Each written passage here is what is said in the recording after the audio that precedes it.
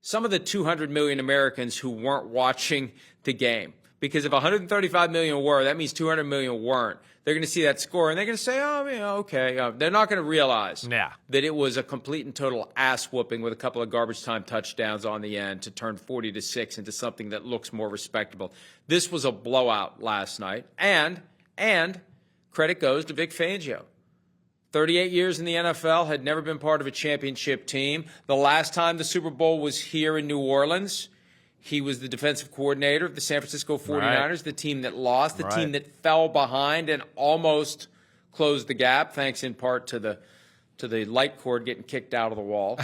But Fangio gets some redemption, and Fangio gets some vindication because weren't the Dolphins players not happy with Vic Fangio?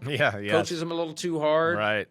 Right. Toughen him up a little bit. Well, it goes back into Teron Armstead last week. Exactly. Right. This is a nice little up your butt, Joe Boo message. Right. Yeah. Yeah. From Vic Fangio to the guys that didn't like him in Miami. Yeah, agreed there. This has been one of the best defensive minds in football for quite some time. He's been phenomenal. We know that. He wasn't a great head coach. Okay, so what? We saw, Steve Spagnuolo, same thing. There's just guys like that. They're great coordinators. He's one of them. It's great to see him get the Super Bowl, get the credit he deserves.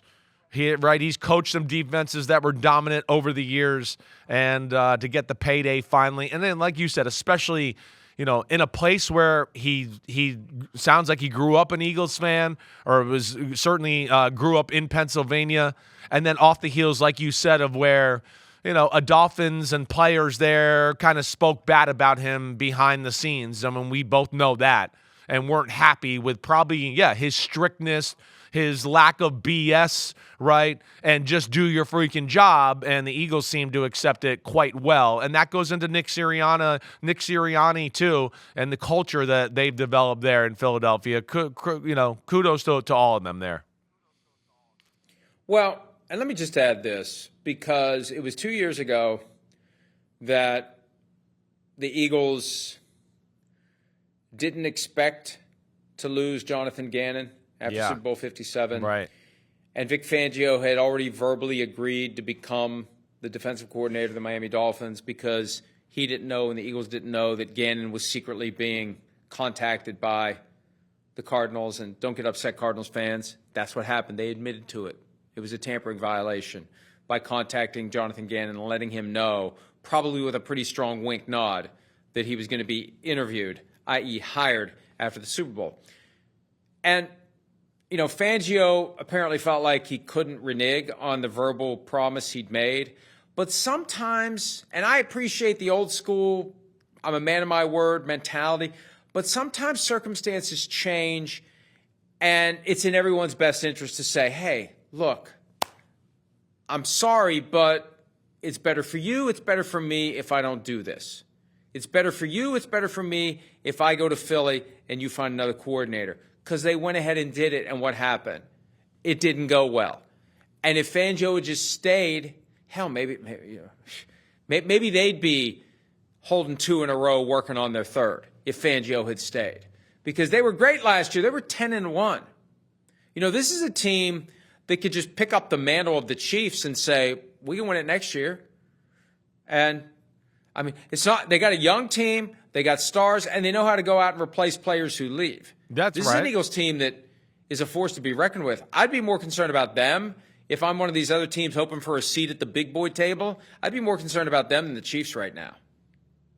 They're phenomenal. They're not going anywhere, right? Really, the outlier was last year when they fell apart at 10-1. That was crazy because, again, even last year we were going, wait, this team's an all-star team. How could this happen? Right? But from them to go the way they dominated leading up to Super Bowl 57, take that crushing loss against the Kansas City Chiefs, and I do think the field certainly had something to do with it that day, and they got a little unlucky with that. I think it hurt them more. Then to fall apart last year, have all the rumors around it and all the talk and everything, what's going on in the locker room, And then this year to kind of get off to a bad start and then just dominate football from that point on after the first 4 or 5 weeks. Incredible what they've done. Incredible. And I do think that's where, I know we're going to take a break here, and we got to talk about the Eagles more anyways as we get into the next segment. But that's where I'm impressed by Nick Sirianni. I do, like I said to you last week, I love his toughness, his in-your-face personality. It fits Philadelphia, and the team does take on that personality too, and we saw that on the football field yesterday. Hi, it's Mike Florio. Thanks for watching PFT on YouTube. Hit subscribe for the latest news and analysis from Pro Football Talk.